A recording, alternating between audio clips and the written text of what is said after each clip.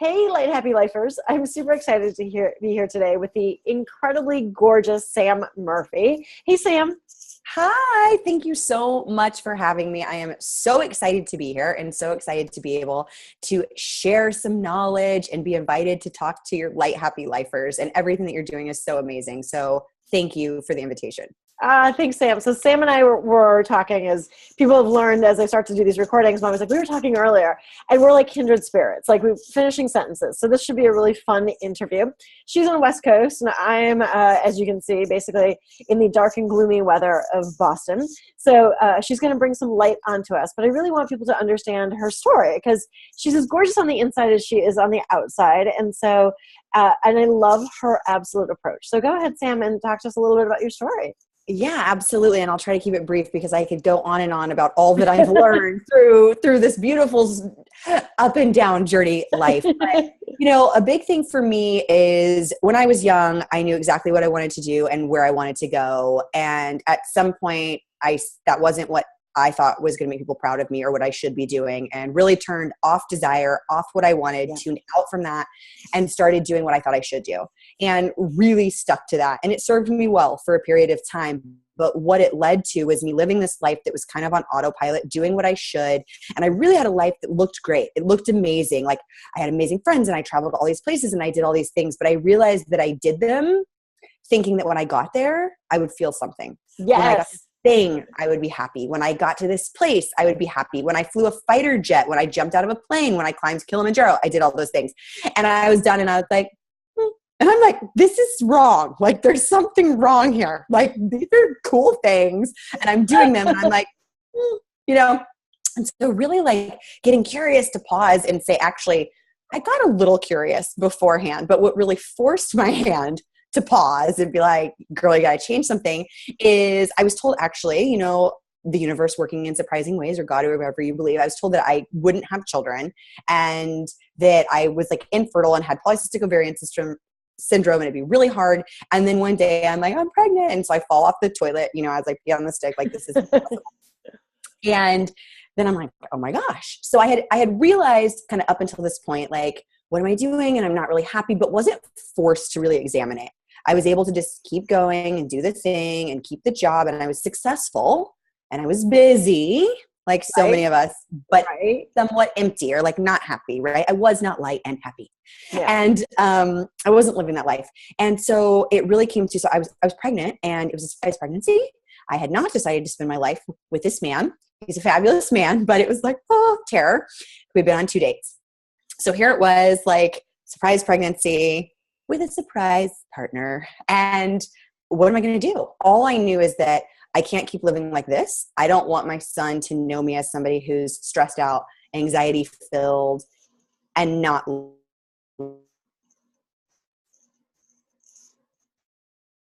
living. I feel like in that way, I really started to look at what do I want, which I think a lot of us lose touch with, right? We don't even check in and we lose touch with what do we want and who is driving or what is driving you. Yeah. Is it fear? Is it like what's really behind that? So that really got me to this. I'd been in medical business for years, really successful, and said, what do I want to do? And I for years had wanted to do something to empower, like motivate, inspire, support women around, not to get like into more, and I'll end here with a story because I know we want to keep this brief, but I was bulimic for 10 years and I had been sexually assaulted, and those were things that I never really dealt with. Right. And so many people really struggle with quietly. And so for me, it really started with, what can I do to change that? And then I started thinking, what can I do? What's the underlying issue? If I could help with increased self-love, self-confidence, and really get clear on like what you want and why you want, it would change some of those driving factors of what drove my life or what, allowed me to not deal with those issues for a long time. So that got me here. So basically launched a business, new city, new man, new career, like new everything. And so one of the things that I love about you when we were talking is your idea of fog. So you talk about the fog of life. And this is something that I'm totally going to steal. I'll give you credit because it is brilliant, because I did the same thing. You did everything that you think you're supposed to do. All of the shoulds, all of the checking of boxes, all of the, like, this is supposed to be happy. This is supposed to be what I'm supposed to be. and then you're not happy. But this to me, when you described fog, at first I thought, I'm like, yeah, fog. Like I have fog brain periodically. But this, so I'll let you go because this is you. Yes. And please steal it. Like, yes, spread the knowledge, right? Because that's what it's all about. It's about changing lives. So please take it. So for me, the fog is really like, yes, we think about the fog and we're on autopilot and it's hazy, which is true. But for me, it's what is driving you. And fear or fog for me is fear, obligation, and guilt. Yeah. So really looking at, are you driving your life actively, present, mindful, on purpose, living for you and what you want that's going to benefit you, and not only you, but everyone around you, right? A lot of times we often think, oh, if I do that thing, it's selfish. There's the guilt that sets in, right? Or what are people going to think of me if I do that thing? There's the fear. Yep. And the obligation, I can't because of my duties to my children or something. But if we can really look at this and get really tuned in with what we want and really operating from what we need, we show up the best for everyone in our lives, right? It's a ripple effect that touches our children and our family and our friends and inspires others to do better, be better, and support in a better way. So yeah, it's for me, it's really being aware and starting to examine fog. Are you in it? Is fear, obligation, or guilt driving you in any way? And a lot of times it often is, if we can really get honest. Yeah, I like that. It's a really quick check-in, right? Am I in fog? Fear, obligation, and guilt, right? Because you start feeling it in your body as well, right? It's one of those things where it's like, it just becomes present. And the more you go down this mindfulness approach, where again, it's not 2 hours on a yoga mat, it's being aware of your thoughts, words, body, and breath, and finding like, where can you find it? It's like, is this fog, right? Is this fog? Yes. And so it is absolutely perfect. So what's your secret to exit this autopilot? Say somebody's in fog. They're like, yep, I'm totally in this fog. I'm in autopilot. I'm just ticking things off boxes. I'm, doing part of it's life, but also part of it is I'm not driving it, right? I'm feeling like I call it slugging through mud, but fog is much better. I love that too though, right? Because it's heavy and you're stuck and you're slugging through it. So one of the things for me is like, okay, awareness is where everything starts. Some people get really frustrated with awareness, but you really need to celebrate awareness, because all the people that are like next to you on the freeway are just going and aren't even aware that they are doing this. So to really celebrate and change that, like reframe the thought rather than punishing yourself for this is occurring, is to celebrate that I'm aware of it. And once you're aware is the moment you have a choice to do something different.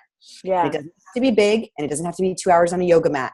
The one thing that I think we share and I love about what you do is it doesn't have to be this long, lengthy 2-hour, 5-day seminar. No, it starts in the moment, making the choice. And it can be as simple as, what do I want for me?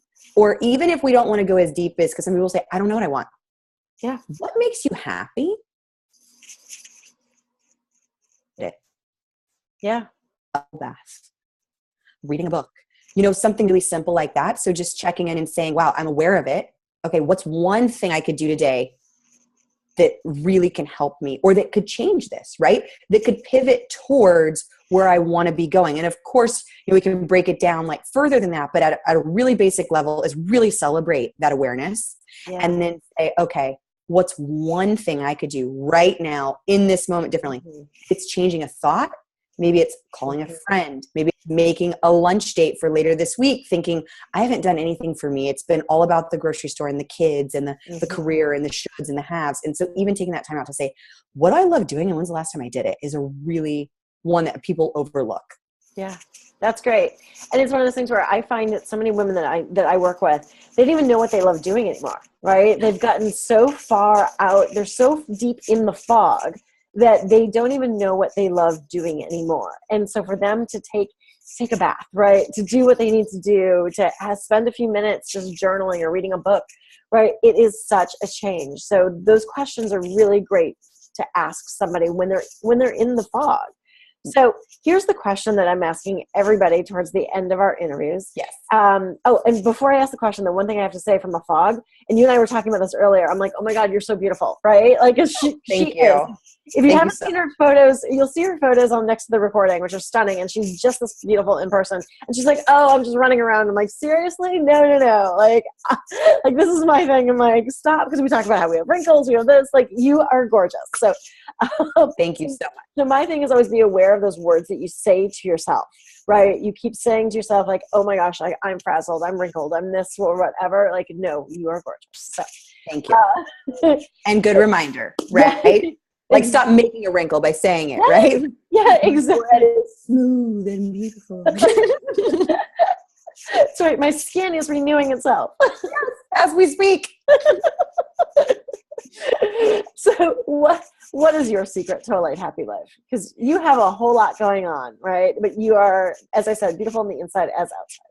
Thank you so much. So for me, a big secret for light, happy life really was something that I didn't know what it was really self-care and slowing down and tuning in. Because a lot for me, I think when we lose touch of desires, when we lose touch of what we even like to do, we do all that because we lose, I think, taking time for ourselves to even stop and listen. And we feel that we don't have time to pause. And so for me, it's really trying to honor that time and then wiping out the guilt that comes with it. Oh, yes. I should be doing, and saying no, and really knowing and believing that I show up the best I can be as a partner, as a coach, as a, as a woman, as a friend, as a mother, when I am my best. So if that means I need to lock the door for 5 minutes and have a bath or sit quietly on the toilet, like whatever that may be, it's just having a few minutes. And another thing for me that's been big is I don't do it every day. I'm not perfect, but meditating when I have time. Yes. So that meditating or the journaling. And I know when I first heard it, I was like, whatever. Yes, exactly. And then I'm like, oh, it turns out that everyone that's really happy and successful does it. Maybe there's something to it. And really doing it. It really does kind of give you that calm centering. So I think that's quite common with a lot of your light, happy lifers. But yeah, checking in and taking that time for you and reminding yourself your obligation and guilt, wiping it out. Yeah, that's beautiful. Oh my gosh. Thank you, Sam. I hope we have an opportunity to work together again because like your energy is absolutely awesome. So, and everybody check her out. She's at sammurphy.com and 2 M's in the Sam. Yes. And her freebie is, what's your freebie you're giving? Yes. So I've got a free audio that basically is break up with boring and create a life you love. And I know create a life you love can be very vague, but for me, I do both life and business. So it's really helping you define what success means to you, getting clarity on what do you want? Let's remember, let's go back to what that is, and then gain the clarity and the confidence and overcome the fear to take action to make it happen. So help to craft that. So it's a free audio with a workbook and you can download that, and please let me know what you think. And if I can be of any further support, and I absolutely hope we can work together again because I love you and I love all that you're doing. Thanks, Sam. All right. You have a great day. You too. Bye. Bye.